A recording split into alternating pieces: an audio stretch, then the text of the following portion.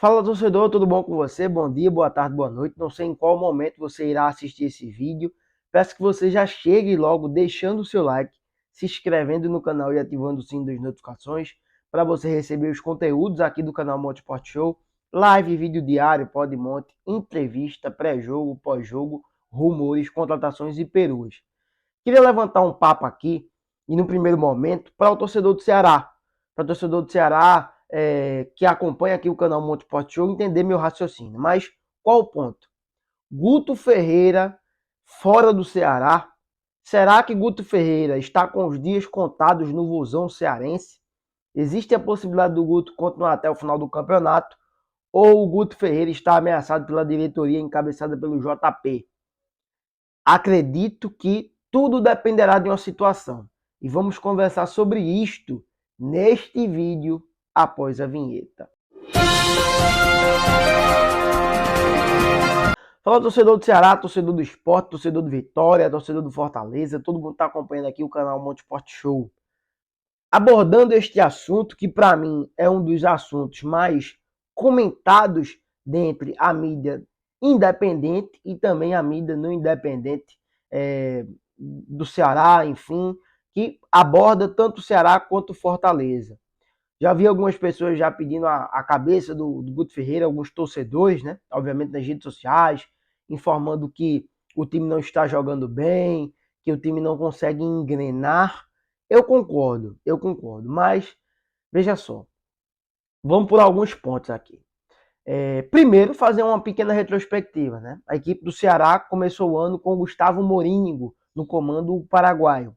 Logo em seguida, que o Gustavo Morínigo, para mim, por não ter conseguido vencer o título do estadual contra a equipe do Fortaleza, que o Ceará tinha como é que a gente pode dizer, um favoritismo em relação à equipe do Fortaleza por ter vencido 5 anos, e o Ceará tinha essa conquista, favoritismo, essa conquista, e o Fortaleza conseguiu alcançar a conquista do Ceará, conseguiu igualar, né? Para o torcedor pernambucano que acompanha aqui, eu vou citar um exemplo para vocês.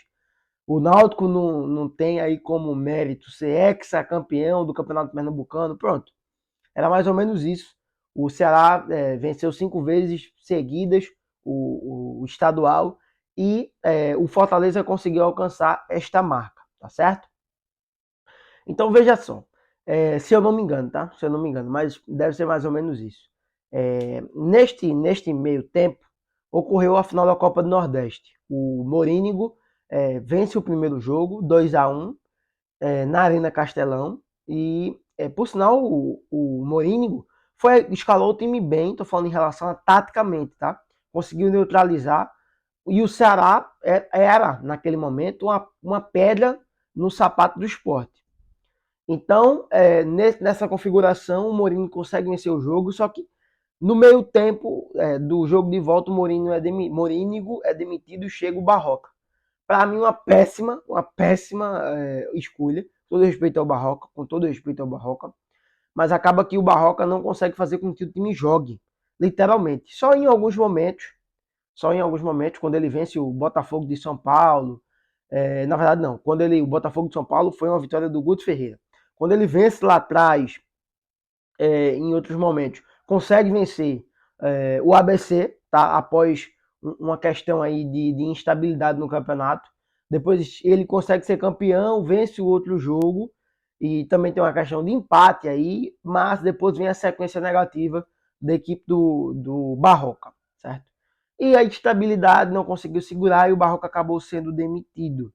Por quê? E acho que também, para mim, o Barroca inventou muito na equipe do Ceará. Teve também um problema de relacionamento entre o Nicolas, o Vitor Gabriel e o próprio Barroca. E o Vitor Gabriel acabou até saindo, que eu vou comentar aqui sobre ele. Enfim.